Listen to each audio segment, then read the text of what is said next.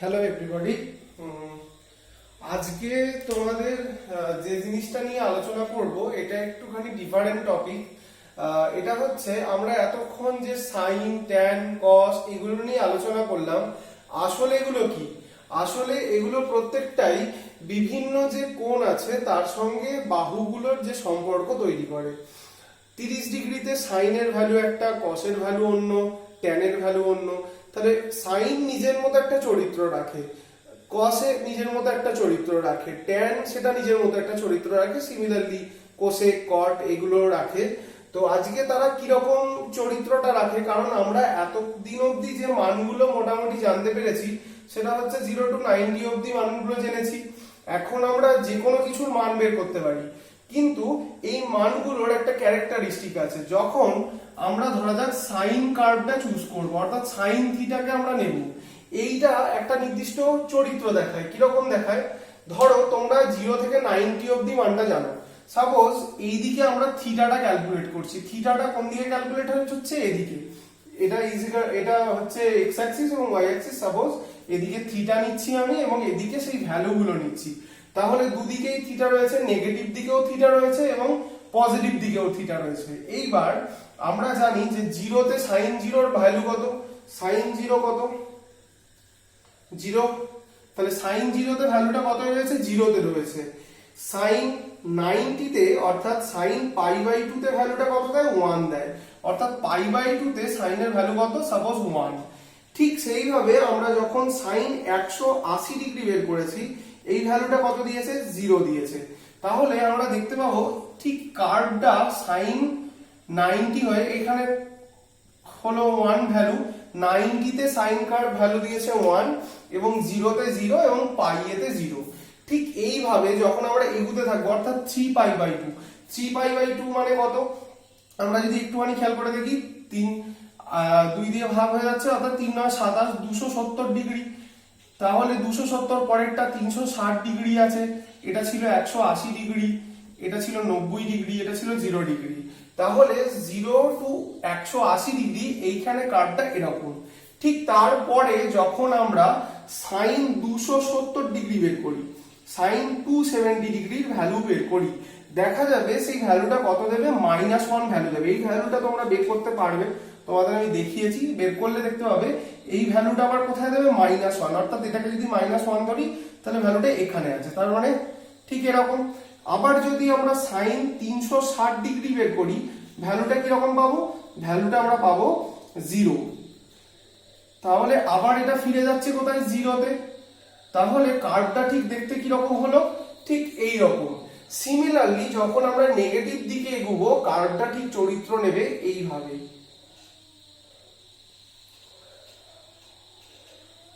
ঠিক এইভাবেই এগোতে থাকবে। এটা অনেকটা হাই হয়ে গেল, এতটা হয়তো উঠবে না, একটু নেমে যাবে এরকম। তার মানে তোমরা খেয়াল করে একটা জিনিস দেখতে পাচ্ছ যে নিচের যে ভ্যালুটা সেটা কত দিচ্ছে? ম্যাক্সিমাম -1। সমস্ত পিক পয়েন্ট এরপরে যতই আমরা যেতে থাকবো এই ভ্যালুটা কত এবং কত থেকে কতর মধ্যে থাকবে? নিচে থাকবে -1 এবং উপরে থাকবে +1। এবং সাইন কার্ভটা কিরকম? এইরকম।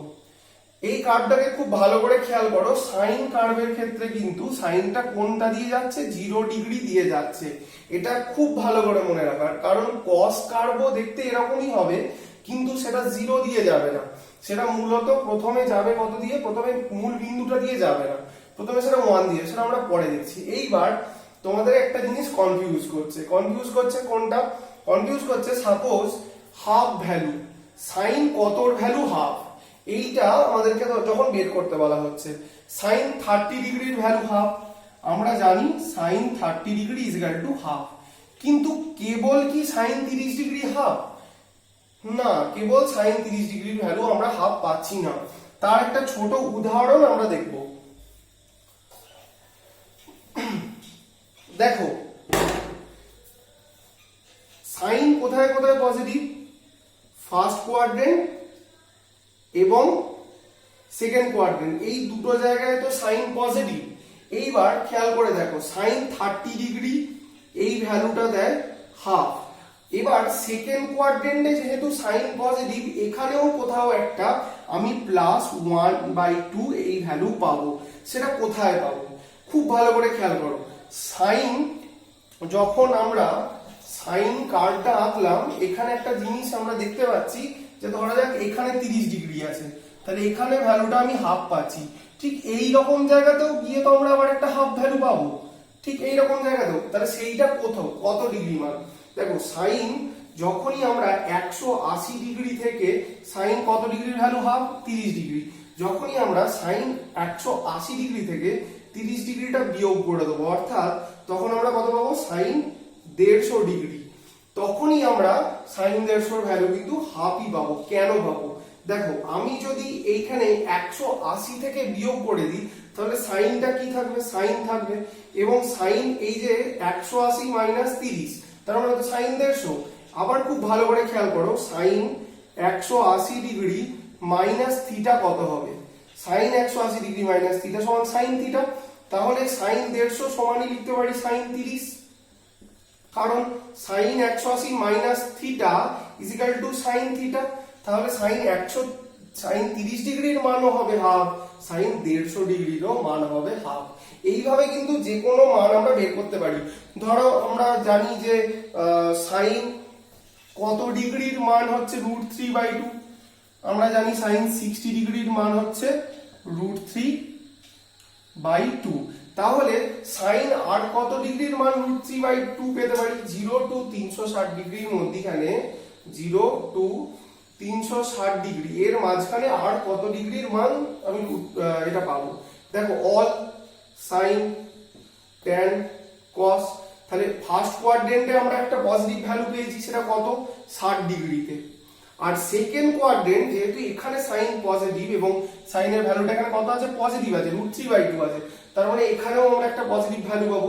এখানে যদি 60 এ পাই, এই কোয়াড্রেন্টে সেটা হবে 180 মাইনাস 60, অর্থাৎ 120 ডিগ্রিতে আমরা দেখতে পাবো যে সাইন 120 ডিগ্রি সমান আবার ঠিক একইভাবে সাইন 120 ডিগ্রি সমান √3/2।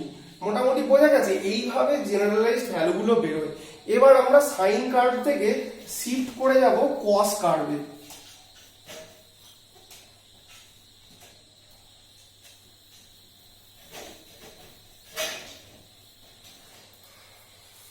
দেখো কস কার্ভটা আমরা কিরকম নেব?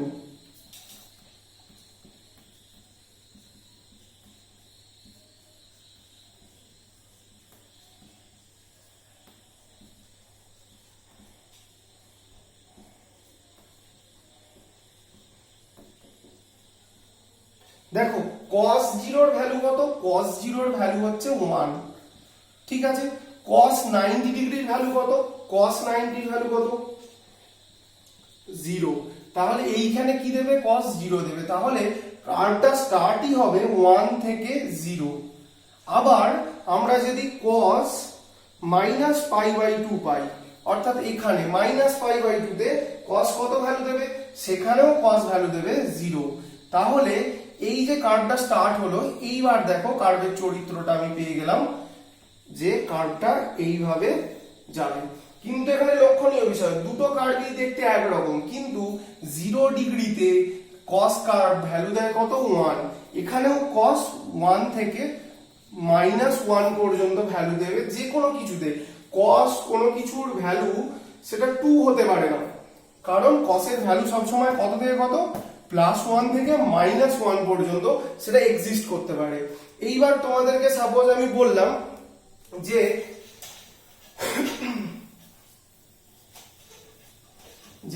cos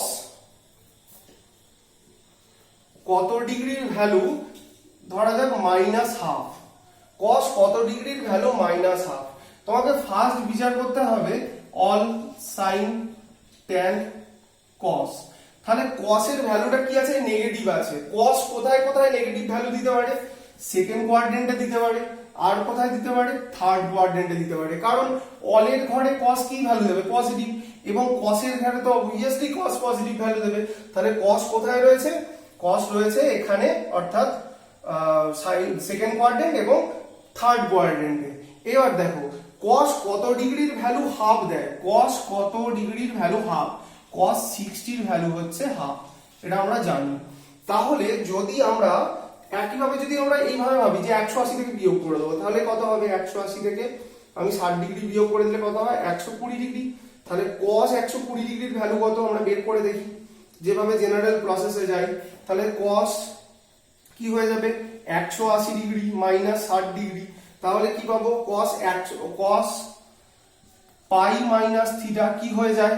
পাই মাইনাস থিটা মানে দেখো cos সেকেন্ড কোয়াড্রেন্ট, তাহলে কি হয়ে যাচ্ছে? cosটা সেকেন্ড কোয়াড্রেন্টে নেগেটিভ, তাহলে মাইনাস cos থিটা। বোঝা গেল? সেকেন্ড কোয়াড্রেন্টে cos নেগেটিভ মানে মাইনাস, আর যেহেতু পাই আছে মানে কি যুগ্ম সংখ্যা, তার মানে এটা কি হয়ে গেল? cos থিটা বসে গেল। তাহলে এটা সমান কি লিখতে পারি? মাইনাস cos 60 ডিগ্রি অর্থাৎ মাইনাস হাফ। তাহলে দেখো এই যে cos 120 ডিগ্রির ভ্যালু কত পেলাম? 1/2।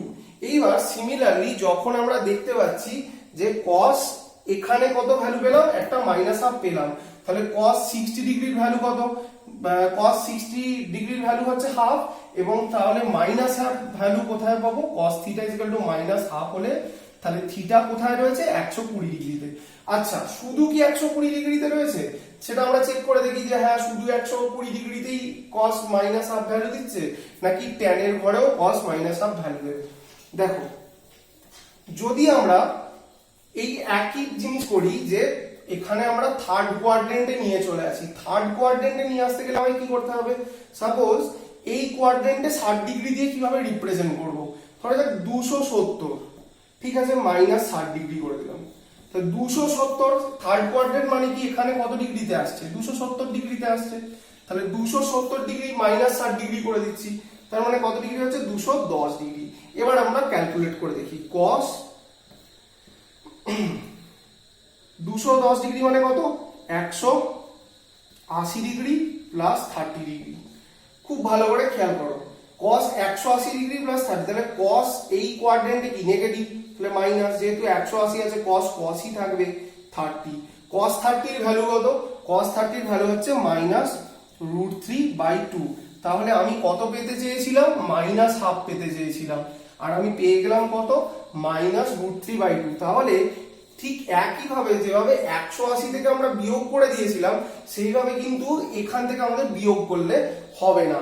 এক্ষেত্রে আমরা কি করব? দেখো এক্ষেত্রে আমরা করব, যখন cos নেব তখন কি করব? এই যে 60 ডিগ্রি রয়েছে, এই 60 ডিগ্রিকে আমরা 270 থেকে বিয়োগ করে দিয়েছিলাম, বিয়োগ করে দিয়ে এই ভ্যালুটা পেয়েছিলাম। আর কি করলে পেতে পারি? 60 ডিগ্রি যদি আমি এদিক থেকে যাই তাহলে কত হয়? অর্থাৎ 180 ডিগ্রি প্লাস 60 ডিগ্রি কত হয়? 240 ডিগ্রি। তাহলে যদি আমরা cos এর ক্ষেত্রে কি করি? 180 প্লাস 60 ডিগ্রি করি, তাহলে কি পেতে পারি? দেখো 180 মানে সেকেন্ড কোয়াড্রেন্ট, এখানে cos মাইনাস, তাহলে cos 60 ডিগ্রি। তাহলে এখন দেখো খুব ক্লিয়ারলি মাইনাস হাফ ভ্যালু পেয়ে গেলাম।